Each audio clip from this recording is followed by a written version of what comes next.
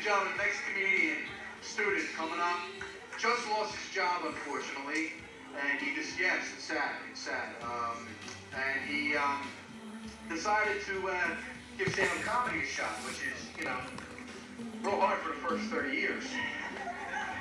That's when the money really starts rolling in. So please put your hands together, Mr. Robert Benvissuto. Benvissuto.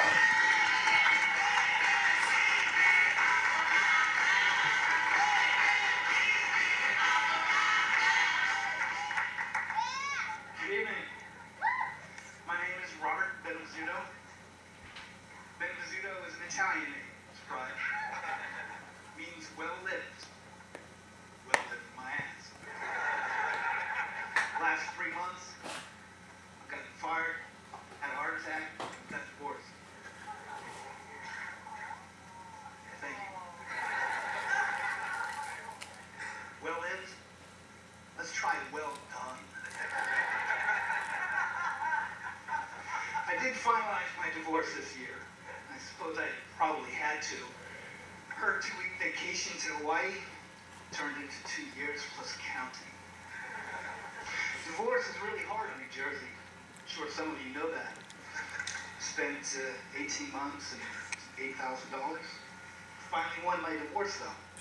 It was uncontested. Things weren't always hard between us. I mean, things that were actually pretty good at one point in time. You know, sex was really hot. It was kind of like the crash course on Kama Sutra.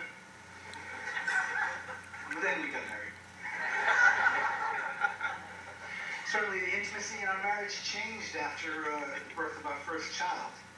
Of course, I was sleeping with a relative. I understand the point, but I would argue that fathers should be in the waiting room, not in the delivery room.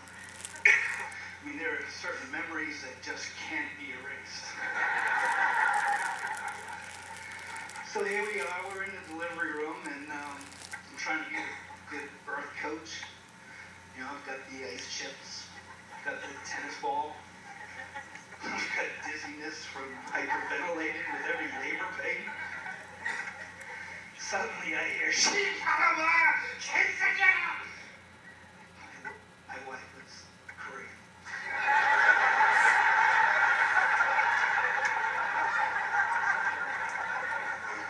She didn't say I love you.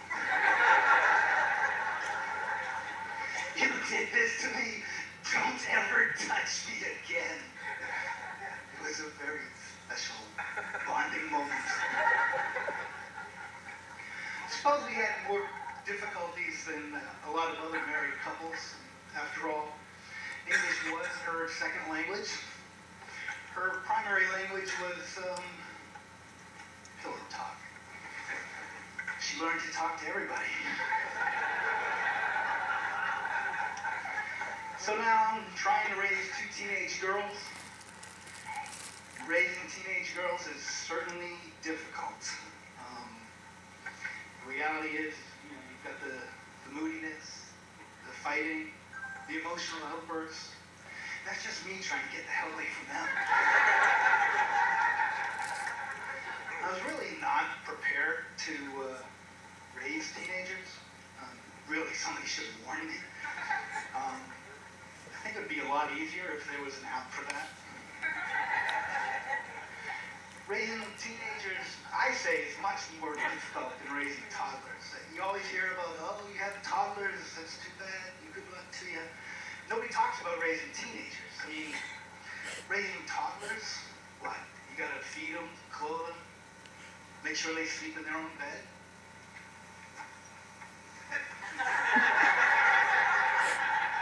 It's exactly the same with teenagers.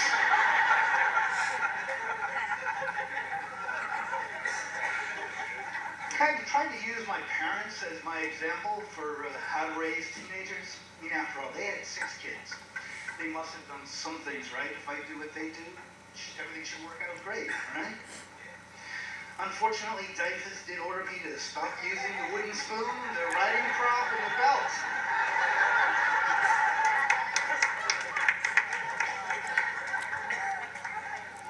actually having a surprise difficulty in communicating with my children. It's not so much the communicating, it's that face-to-face talking. I mean, put a cell phone in my daughter's hands and her thumb gets epilepsy.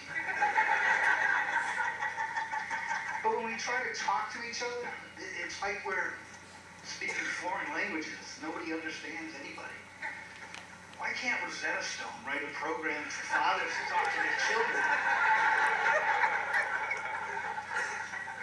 I decided I needed to get in touch with my feminine side.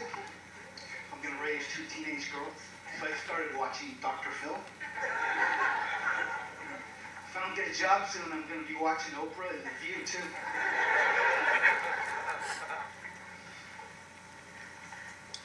I was very grateful for my oldest daughter when my youngest had her first period. The older daughter set her up with the supplies, gave her the mother-daughter hug. Congratulations, you're a woman. I was thinking, wow, I wonder if Dyfus has a problem with chastity belts.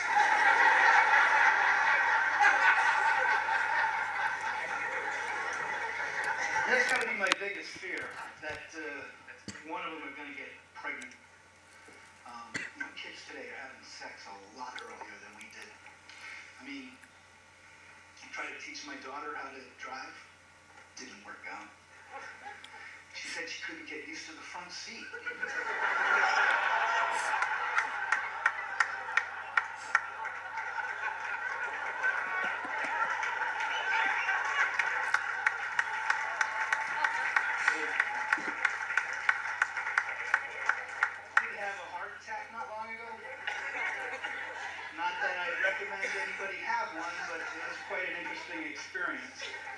First of all, heart attacks are not at all what people say they are. I learned about heart attacks by watching Red Fox on Sanford and Son.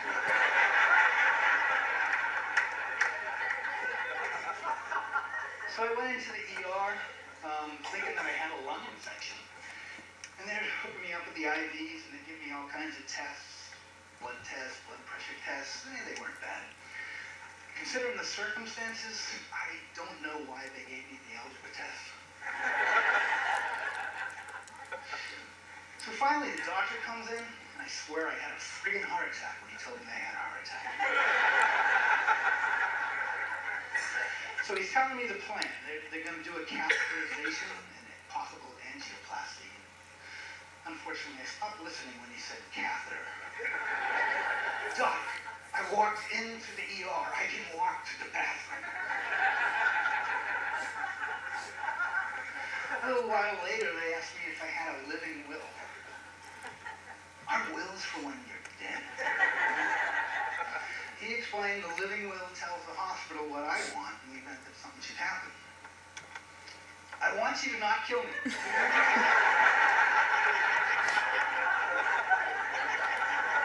Isn't there some kind of implied contract here? So do you want me to send the guy from legal aid down? Do you really need me to put it in writing? I don't know. So eventually they wheel me upstairs, and this cute little nurse tells me she has to prep me. Yeah, last time I heard that, I had to get married. Yeah, she's got to shave me down there. So after a couple of cocktails and some flirtatious conversation, what, I've got some standards. Nobody's getting south of the Mason-Dixon line unless I've gotten to know you better.